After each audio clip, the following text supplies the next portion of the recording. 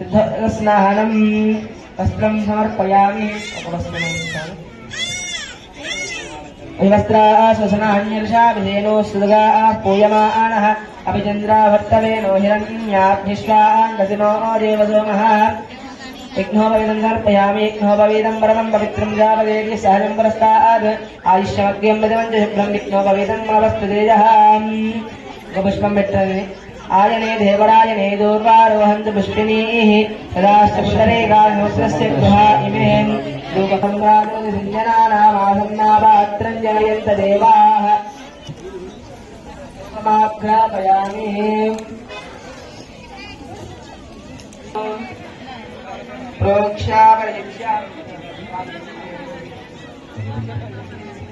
प्रोक्षापरित्याजोनः प्लवनादिशोद्यावन्प्लावे रोगामस्वम्बरझञ्जगते अविद्धस्नादहिश्रियामापरिपातयान् मङ्गलनीराजनदीपं दर्शयामि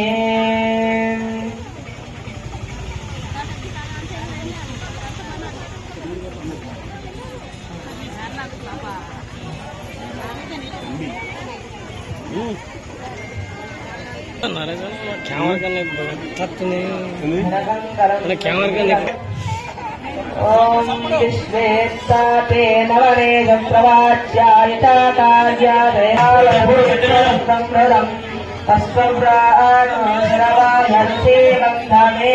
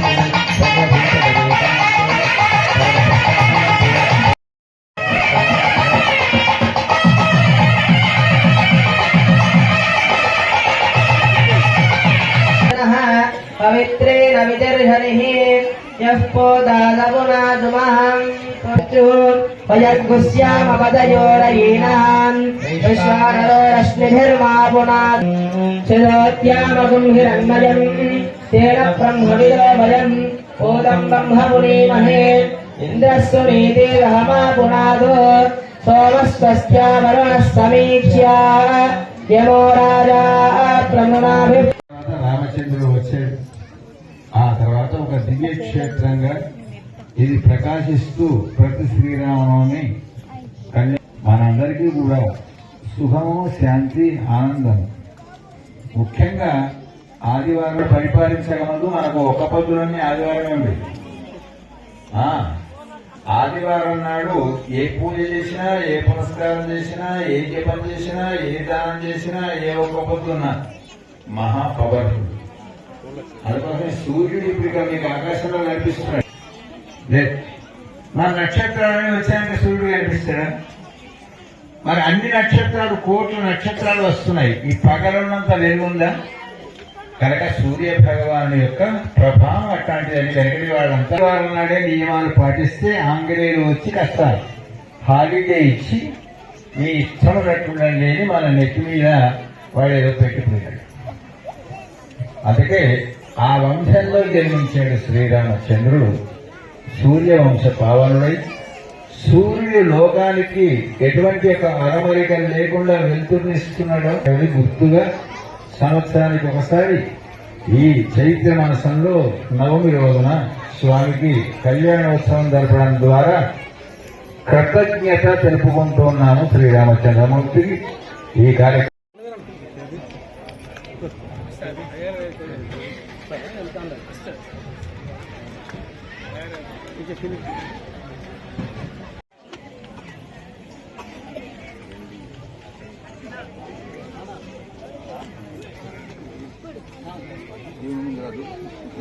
దండం పెడతారు. ఒక్కసారి నిల్చో. Okay right.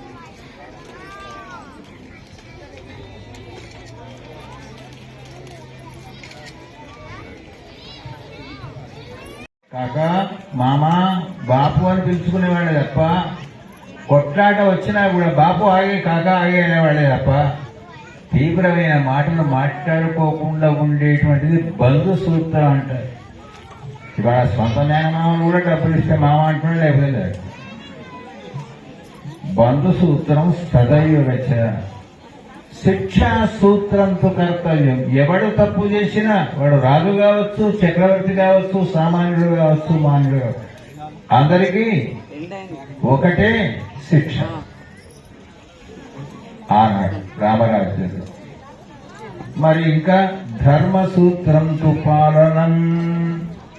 ఎవరైతే భగవంతుడిని నమ్మి ప్రజలకు సేవ చేసి అద్భుతమైనటువంటి యొక్క ప్రజా సేవలో ఉంటాడో, ప్రజల సుఖశాంతులను కోరుతూ ఉంటాడో, లోకా సమస్త సుఖినో భవంతు అనేవాడిని ఏం చేయాలి అంటే ఈ ప్రజలందరూ కలిసి వాడిని పోషించాలి. ఆశ్రమాలను పోషించాలి, ఆలయాలను పోషించాలి, ఋషులను పోషించాలి, ధార్మికులను పోషించాలి, సాధువులను, సంతులను పోషించాలి అనే సూత్రం 5వ సూత్రం. సూత్ర పంచక పాలనం. అన్ని వచ్చినాయా లేవండి చూడండి, అన్ని వచ్చాయి. అట్లాంటి ప్రభువు శ్రీరామచంద్రుడు సుమారు 17,50,000 సంవత్సరాలకు పూర్వం త్రేతాయుగంలో పరిపాలన చేసినటువంటి వాడు కనుక ఆయన తర్వాత కృష్ణావతారం ఎత్తాడు. ఓ గంట సేపు ఏదో భగవద్గీత ఉపదేశం చేశాడు. కానీ గంట సేపు ఉపదేశం చేయడానికి కోసం 11,000 సంవత్సరాలు ఆయన ధర్మంగా నడిచి ఆ తర్వాత చేయవలసిన ఉపదేశం చేశాడట. అటువంటి శ్రీరామచంద్రుని ఇక్కడ మా అంజన్న వగైరా భక్త బృందం అంతా సుమారుగా ఈ ప్రాంతం అంతా ఎట్లా ఉండేదంటే మామూలు రోజుల్లో వస్తేనే భయంగా ప్రధానంగా కలిసి మెలిసి బ్రతికేటువంటి యొక్క ఆలోచన అందరికీ రావాలని, రప్పించాలి రావాలని ప్రార్థిస్తూ జై శ్రీరామ్, జై శ్రీరామ్.